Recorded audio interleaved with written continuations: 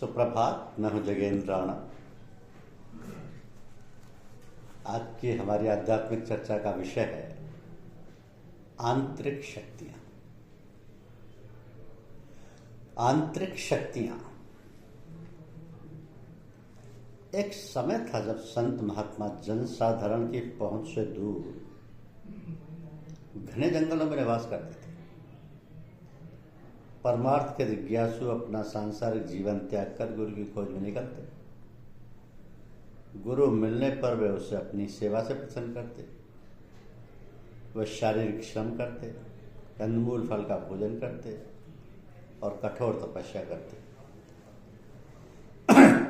उनकी कठिन परीक्षाएं ली जाती, जिनमें सफल उतरने पर ही वे आध्यात्मिक ज्ञान सीखने के अधिकारी बनते।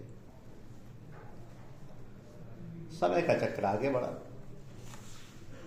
समाज भौतिक उन्नति की ओर अग्रसर हुआ और आध्यात्मिक उन्नति का दौर आरंभ हुआ। जीवन जटिल हो गया और मनुष्यों की व्यस्तता बढ़ गई। लोगों के दिल दिमाग सांसारिकता से रंग गए और आध्यात्म में रुझान कम हो गया।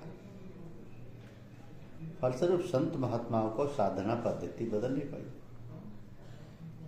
उन्होंने देखा कि यदि वे आध्यात्म को जीवित रखना चाहते हैं तो उन्हें साधना को अधिक सहज बनाना होगा। अतः वे अपना एकांत त्याग कर बस्तियों में आकर रहने लगे और अधिकारी अनधिकारी का भेद किए बिना सभी को अध्यात्म विद्या सिखाने लगे। धीरे धीरे करते अब ये स्थिति आ चुकी है, गुरु और शिष्य के कर्तव्य ही बदल गए। पहले शिष्य गुरु ढूंढता था, अब गुरु शिष्य को ढूंढता है। पहले शिष्य गुरु से आध्यात्मिक ज्ञान सीखने की प्रार्थना करता था, अब शिष्य से पूजा सीखने की गुरु विनय करता है। तो ये स्थिति में बदलाव कैसे आया? ये पूजा की पद्धति इतनी सरल है कि हमें केवल उनका संग करना है और उसे तपस्या बना देना है। हमें केवल आंख बंद करके बैठना है और वो उसे अभ्यास बना देते हैं। हमें केवल उनसे प्रेम करना है, वो उसे ईश्वर प्रेम में बदल देते हैं। हमें केवल उनकी सेवा करनी है और वो उसे पूजा बना देते हैं। हमें केवल उनकी याद करनी है, वो अंतर में अपना सामीप्य अनुभव करा देंगे। हमें केवल उनका हाथ थामना है, वो हमें आगे बढ़ा ले जाएंगे। हमें केवल उनकी चरण शरण ज्ञानी है, वो हमें पूर्ण सुरक्षा प्रदान कर देंगे। हमें केवल आध्यात्म की जिज्ञासा करनी है, वो हमें ज्ञान से भर देंगे। तो इस प्रकार हंसते खेलते खाते पीते गृहस्थी के सब काम करते हुए आध्यात्म ज्ञान में पूर्णता हासिल हो सकती है। बड़े आसानी से हो सकती है।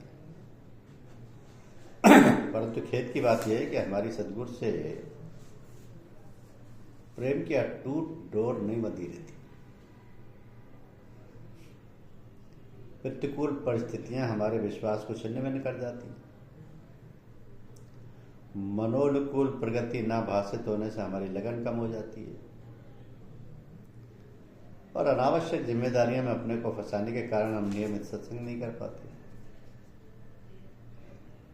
ये सब हमारी कमियां हैं, जिनके कारण हम गुरु कृपा की अनवरत होती वर्षा से लाभान्वित होने से रह जाते हैं।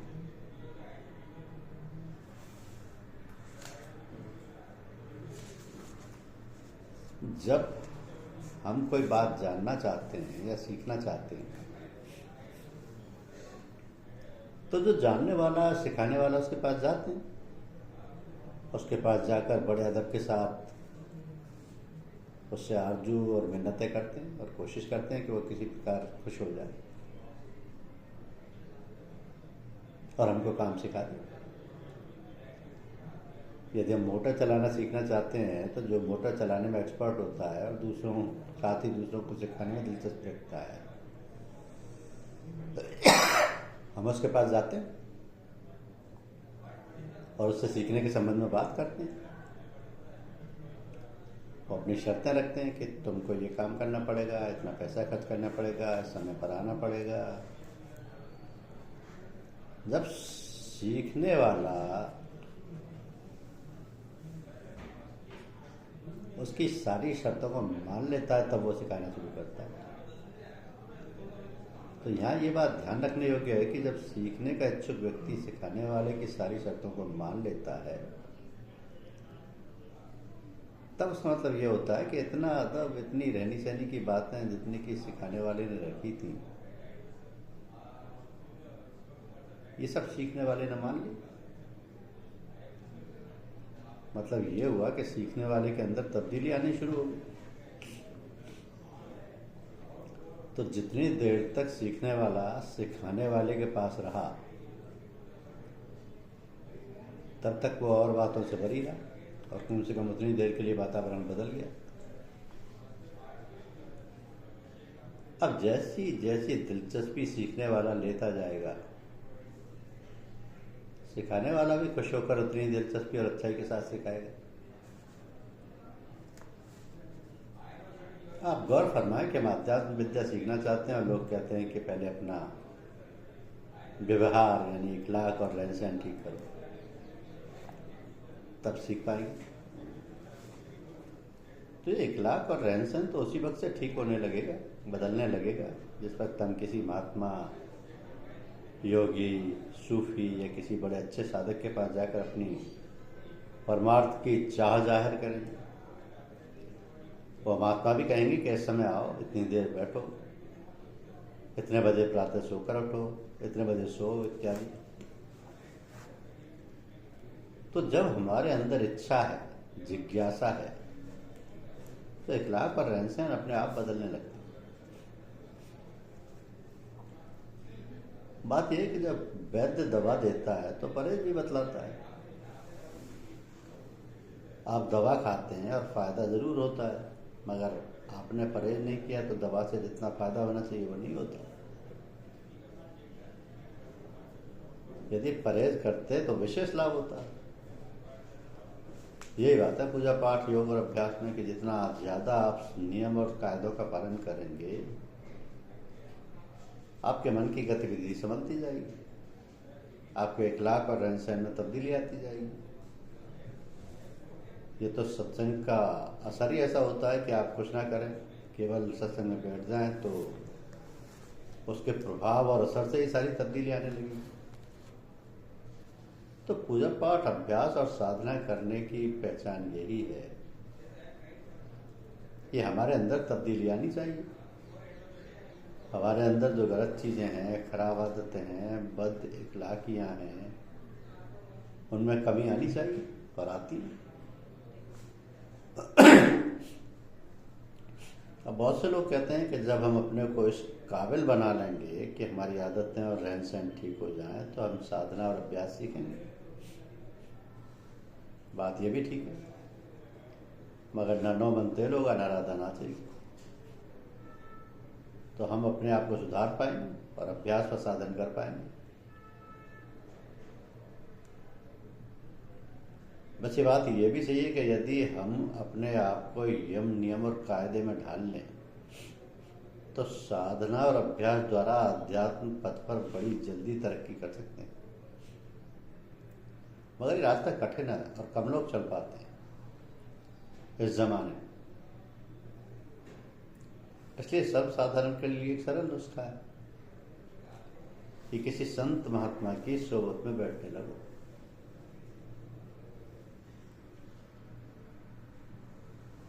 उनके अंतर से जो स्वाभाविक अमृत धार का प्रभाव होता है, तवज्जो निकलती है, उसके प्रभाव से हमारे अंदर स्वभावतः परिवर्तन आने लगेगा। तो किसी सत्संग में जाकर बैठना और समय की पाबंदी करना, यह भी एक नियम हो गया। धीरे धीरे अभ्यासी और साधक के लिए जो और जरूरी बातें हैं वे अपने आप आने लगेंगी। जैसे जैसे रस मिलने लगेगा वैसे वैसे हम अधिक समय देंगे और दुनिया की तमाम खुराफातों से बचते रहेंगे तथा सब गलत बातें अपने आप छूटती जाएंगी।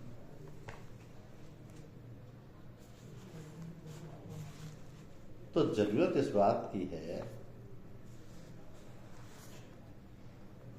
कि हमारे अंदर परमार्थ की इच्छा हो, और यदि हमने उस इच्छा को पूरी करने का इरादा किया तो फिर तो क्या कहें, where there is a will there is a way, हिम्मत मर्दा मदद खुदा। हमारे अंदर सब तरह की शक्तियां हैं, हम जो भी करना चाहें कर सकते हैं, बस जरूरत है हिम्मत बांधकर अमल करने की, चलने की, लक्ष्य को प्राप्त करने की।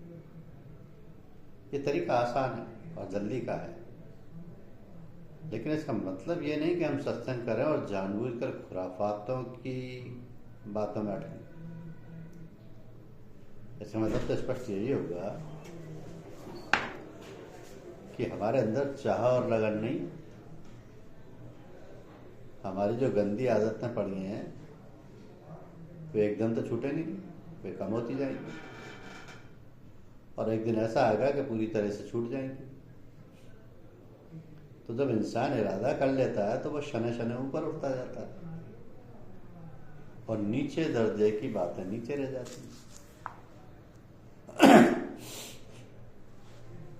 एक भक्त चुपचाप ईश्वर का नाम मन में लेकर माला जपा करता था।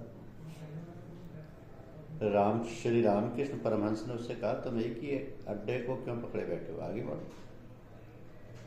तो भक्त ने उत्तर दिया कि आगे बढ़ना बिना ईश्वर की कृपा के नहीं हो सकता। परमहंस ने कहा, अरे भाई, उसकी कृपा की हवा दिन रात हमारे चारों ओर चला करती है। यदि तुम्हें जीवन के महासागर को पार करना है तो मस्तिष्क रूपी नौका का पाल खोलो। ईश्वर की कृपा की हवा बराबर बहा करती है और समुद्र रूपी जीवन के बुद्धिमान मल्ला और सुंदर हवा से लाभ उठाने के लिए अपना मन का पर्दा हमेशा खोले रखते हैं और नाव को हवा के साथ बहने देते हैं। तो ईश्वर कृपा की धीमी धीमी वर्षा सदा होती रहती है। तुम अपने मन की धरती को नरम बनाओ ताकि वो वर्षा के जल को ग्रहण कर सके। जब तक हवा नहीं चलती तभी तक पंखों की आवश्यकता रहती है। उसी प्रकार जब तक ईश्वरीय सहायता ना मिले तब तक अपने ही परिश्रम से ईश्वर प्राप्ति का उपाय करना चाहिए। जब तुम्हें सद्गुरु प्राप्त हो जाए और तुम्हें ईश्वरीय सहायता मिलने लगे तो परिश्रम छोड़कर उस सहायता के प्रति जागरूक हो और उससे अधिकाधिक कार्य करने का मौका दो। अधिकाधिक कार्य करने का मौका दो। सब कुछ होता ईश्वर से ही है। ईश्वरान्वेषण के मार्ग के पथिक के लिए गुरु ही एकमात्र मार्ग है। शिष्य गुरु से बहुत कुछ अपेक्षा करता है। गुरु कृपा से ही उसका अभीष्ट सिद्ध होता है, किंतु इसके लिए शिष्य को गुरु के समक्ष अपनी योग्यता सिद्ध करनी होती है। हो सकता है कि किसी शिष्य की गुरु कठिन परीक्षा ना लें, किंतु शिष्य के लिए गुरु का प्रत्येक वाक्य अटल होना चाहिए।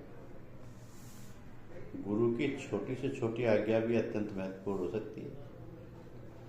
गुरु के कठोर से कठोर कार्य व आदेश में उनकी प्रेम व कल्याण की भावना छिपी रहती है। मतलब गुरु के आदेश का शब्द से पालन करना चाहिए। इसलिए योग्य शिष्य को गुरु की इच्छा का आभास मात्र होते ही उसका अनुसरण करना चाहिए। गुरु आज्ञा में उचित अनुचित का तो प्रश्न ही नहीं उठता। गुरु की प्रत्येक आज्ञा शिष्य के कल्याण हेतु होती है। इस संबंध में बालानंद ब्रह्मचारी का ये कथन स्मरण रखना चाहिए कि चारों परीक्षा में जब शिष्य उतरे तब गुरु उसको पक्का ठहरे। और ये परीक्षाएं हैं घर्षण, तापन, छेदन और ताड़न। सुनार इन्हीं क्रियाओं द्वारा सोने के खरेपन की जांच करता है और उसका शुद्धिकरण करता है। इसी प्रकार गुरु भी शिष्य को घिसता है, तपाता है, छेदता है और पीटता है। इसको बोलते हैं घर्षण, तापन, छेदन और ताड़न। और इसी प्रकार खरा बनाता है। अतः गुरु की प्रसन्नता को सौभाग्य समझकर ग्रहण करना चाहिए। धन्यवाद।